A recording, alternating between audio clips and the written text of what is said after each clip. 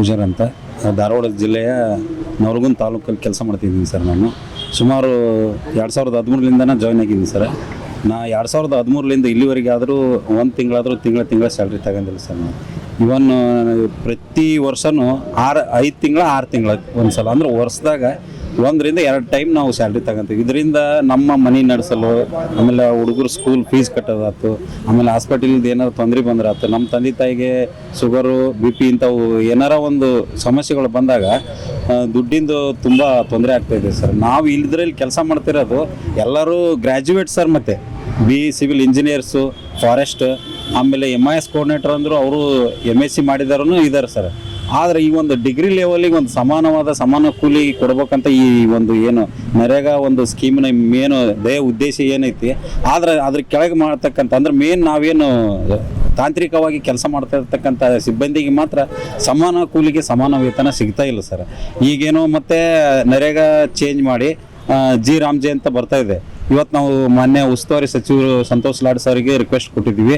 ಆ ವಿಶೇಷ ಅಧಿವೇಶನದಲ್ಲಿ ನಮ್ಮ ಬಗ್ಗೆ ಗಮನ ಹರಿಸಬೇಕು, ನಮ್ಮ ಬಗ್ಗೆ ನಮ್ಮ ಒಂದು ಏನು ಸೇವಾ ಭದ್ರತೆ ಬಗ್ಗೆ ವಿಚಾರಣೆ ಮಾಡ್ಬೇಕಂತಂದೇಳಿ ಮನವಿ ಮಾಡ್ತಿದ್ದೀವಿ ಸರ್. ನನ್ನ ಹೆಸರು ಚಿದಾನಂದ ಪೂಜಾರು, ತಾಂತ್ರಿಕ ಸಿವಿಲ್ ಇಂಜಿನಿಯರ್ ಸರ್, ನರೇಗಾ. ಸರಿ, ಕಳೆದ 1 ವರ್ಷದಿಂದ ನರೇಗಾ ಯೋಜನೆಯಲ್ಲಿ ಎಲ್ಲ ನಿರ್ವಹಿಸುತ್ತಿರತಕ್ಕಂಥ ಎಲ್ಲ ಸಿಬ್ಬಂದಿಗಳಿಗೆ ಮಾಸಿಕ ವೇತನ ವಿಳಂಬ ಆಗ್ತಿರುವುದು ಈಗಾಗಲೇ ಎಲ್ಲರಿಗೂ ಗೊತ್ತಿರುವಂಥದ್ದು ಸರ್. ಅದ್ರ ಬಗ್ಗೆ ನಾವು ಎಲ್ಲ ಕಡೆ ಚರ್ಚೆ ಮಾಡಿ ಮತ್ತು ಅದ್ರ ಮಾಹಿತಿಯನ್ನು ತಗೊಂಡಾಗ ನಮಗೆ ಈ ಹಿಂದೆ 6 ತಿಂಗಳಿಂದ SNA ಸ್ಪರ್ಶ್ ಅನ್ನುವಂಥದ್ದನ್ನು ನಾವು ಆನ್ಬೋರ್ಡ್ ಮಾಡ್ತಿದ್ದೀವಿ, ಅದಕ್ಕಾಗಿ ವಿಳಂಬ ಆಗೈತಿ ಅನ್ನುವಂಥ ಮಾಹಿತಿ ಸಿಕ್ತು. ಈಗ SNA ಸ್ಪರ್ಶು ಎಲ್ಲ ಕೇಂದ್ರ ಪುರಸ್ಕೃತ ಯೋಜನೆಗಳಿಗೆ ಅನ್ವಯ ಆಗುತ್ತೆ. ಈಗ ಅದು ಆನ್ಬೋರ್ಡ್ ಆಗಿ ಕಳೆದ ಸುಮಾರು 6 ರಿಂದ 8 ತಿಂಗಳಾಯಿತು. ಆದರೂ ಇವತ್ತಿನ ತನಕ ಮತ್ತು ನಮಗೆ ಯಾವುದೇ ರೀತಿಯಾದಂಥ ಸಂಬಳ ಬಂದಿಲ್ಲ. ಕಳೆದ 5 ತಿಂಗಳದ ಸಂಬಳ ಬಂದಿಲ್ಲ. 1 ವರ್ಷದ ಪ್ರಯಾಣ ಭತ್ಯೆಯನ್ನು ನಮಗೆ ಇವತ್ತಿನ ತನಕನೂ ಪಾವತಿ ಮಾಡಿಲ್ಲ. ನಮಗೆ ಸರಿಯಾಗಿ ಸೂಕ್ತವಾದಂಥ ನಿರ್ದೇಶನ ಬರ್ತಾ ಇಲ್ಲ ಸರ್. ಇದರಿಂದ ನಮ್ಮ ದೈನಂದಿನ ಜೀವನ ನಡೆಸೋದು ಭಾಳ ಕಷ್ಟವಾಗೈತಿ. ಈಗ ದಿನ ನಾವು ನ್ಯೂಸ್ನಾಗ ಅದು ನೋಡ್ದಂಗೆ ಕೇಂದ್ರ ಮತ್ತು ರಾಜ್ಯ ಸರ್ಕಾರದ ನರೇಗಾ ಇದ್ದದ್ದನ್ನು VBG ರಾಮ್ಜಿ ಅನ್ನೋ ಪ್ರಸ್ತಾವನೆ ಇದ್ದದ್ದಕ್ಕೆ ವಾಕ್ಸಮರಗಳು ಹೊಂಟ ಹೊರತು ಇಲ್ಲಿ ಈ ಎರಡೂ ಸರ್ಕಾರದ ಮಧ್ಯೆ ಬಲಿಪಶು ಆಗ್ತಿರೋದು ನಮ್ಮ ನರೇಗಾ ಸಿಬ್ಬಂದಿಗಳು ಸರ್.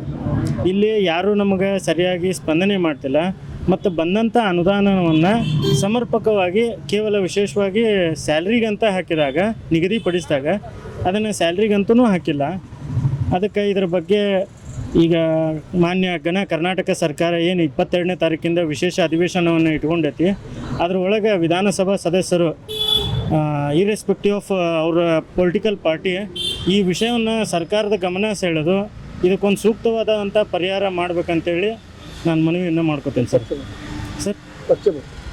ನಾನು ಶಿವಪ್ರಸಾದ್ ಹಳ್ಳದ್ ಅಂತೇಳಿ ಸರ್, ಧಾರವಾಡ ಜಿಲ್ಲೆ Kundgol taluk MIS coordinator sir.